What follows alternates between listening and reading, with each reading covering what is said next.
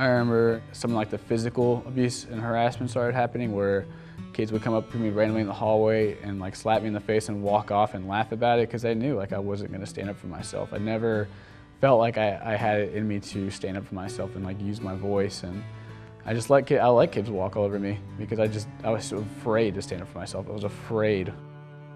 I remember sitting down with kids and them always like making fun of me, and I would go in the bathroom and eat, or like to the library,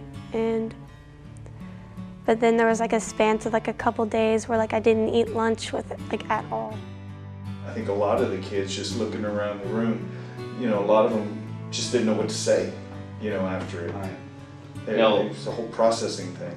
Us growing up, like bullying was one thing, and now it's totally different. I remember seeing the video and going back and remembering what I felt, you know, growing up. Because, you know, I was small, you know, I was really skinny, and I was Hispanic. So it just completely brought back a lot of memories that I wanted to say I'm leaving behind. And looking at the bullying video, what really resonates to me is the impact of e-colors with our students through their more positive behavior and attitude on our campus. For example, we're having less students go to the principal's office. Our attendance has increased, and also I've noticed just students communicating amongst each other, middle high school kids, along with the high school students themselves. I looked at the video and then I started to observe all the students and the students' reactions. I think they felt more comfortable with themselves and with others, especially the person beside them, just to realize that they're not the only ones that maybe were bullied or they were the bullier. But what really opened my eyes was the last question when Lewis said, how many, please stand up if you were bullied. And it was a big number. I think that a lot of people think of like the whole bullying concept as like a joke, and it's just like funny and, you know, whatever, which like I feed into that sometimes too. But like I do remember like in middle school, I had a really hard time in middle school.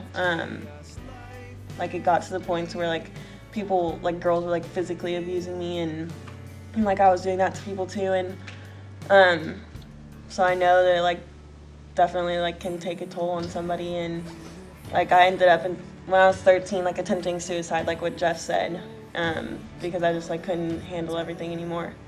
It's like, yeah, it does hurt because I lived it. I know what you're talking about, and the way you overcome it is just by showing a different side of you. Growing up and say, you know, I will overcome this fear, I will overcome this challenge, and just take a step ahead, you know.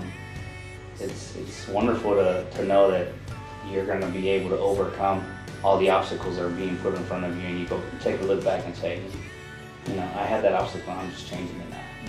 I was a victim the first time around, and what other people say and do does not determine who you are or your worth.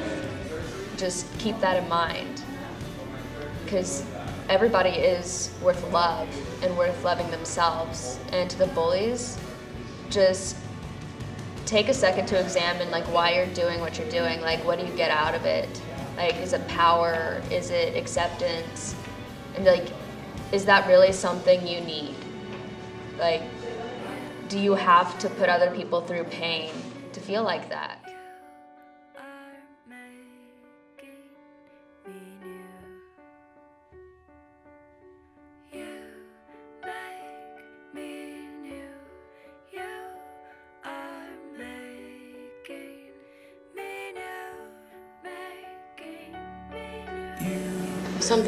Something growing up my dad taught me was love somebody when they can't love themselves. And that allowed me to not reciprocate that bullying back.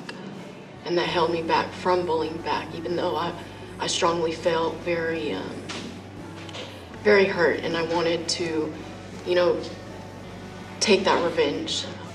I feel like most of the bullies who bully other people are the people who were actually hurt at one point, because I was there and it sucked, and I hated my life. I hated everyone in the whole entire world. And you know, I think that bullies also need love, and they also need like support, because like you never know what happens in their life, like in their home life, you know, you never know. I think that the e-colors and the things that you learn about other people and how to respond is a tremendous tool that these schools are using, that companies can use.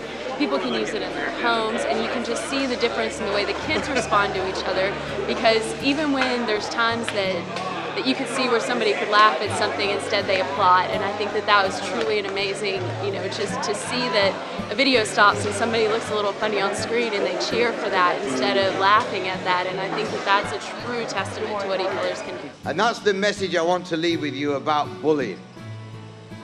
It's when nobody's watching. It's those moments when you have to make a choice. Am I going to bully, or am I going to press my pause button or my play button, whichever one you need, and make yourselves very, very special compared to the rest of the world?